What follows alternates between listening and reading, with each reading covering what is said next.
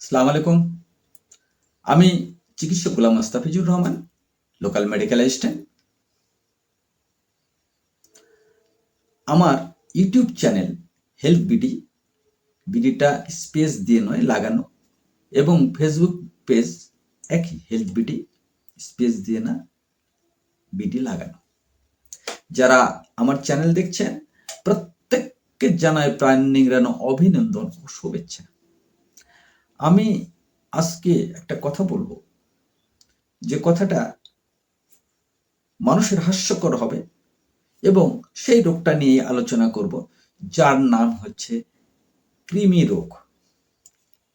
কৃমি, এই কৃমি কিন্তু খুবই কঠিন মারাত্মক রোগ। একটা মানুষের জীবনকে ধ্বংস করে দিতে পারে এই কৃমি রোগ। আমি কিভাবে মানুষের জীবনকে ধ্বংস করে সেটা আমি বিস্তারিত পার্ট টু পার্ট আমি আলোচনা করব। আমি আগেই বলিনি, কৃমি রোগ হলো সাধারণত 4 প্রকার। কয় প্রকার? 4 প্রকার। এই 4 প্রকারের মধ্যে দেখা যায় যে ক্ষুদ্র সুতার মতো কৃমি যেটা হয় সেটাকে বলা হয় থ্রেডওয়ার্ম। এটা ছোট বাচ্চাদের বেশি হয়। আবার দ্বিতীয়টা, যেমন আমি বলি, কেঁচোর মতো হয়, কেঁচোর মতো লম্বা হয়, 4 থেকে 12 ইঞ্চি পর্যন্ত লম্বা হয়। একে বলা হয় কি? একে বলা হয় রাউন্ড ওয়ার্ম।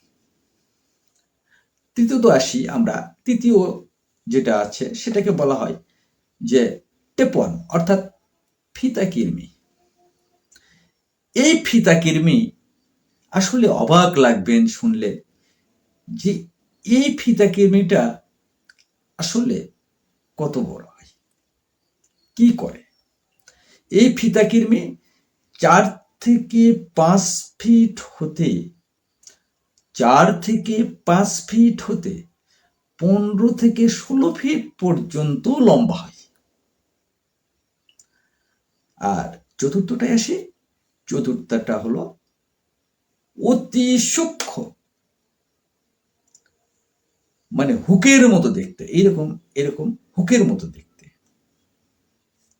বাঁকা, সেটাকে বলা হয় হুকওয়ার্ম কৃমি।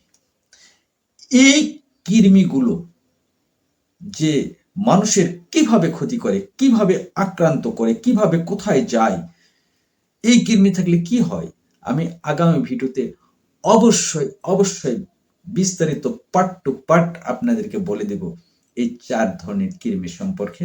আপনারা আপডেট ভিডিও পাওয়ার জন্য অবশ্যই আমার চ্যানেলটিকে সাবস্ক্রাইব করবেন। যদি ফেসবুক পেজে যান, ওই হেলথ বিডি, ওখানে আপনারা অবশ্যই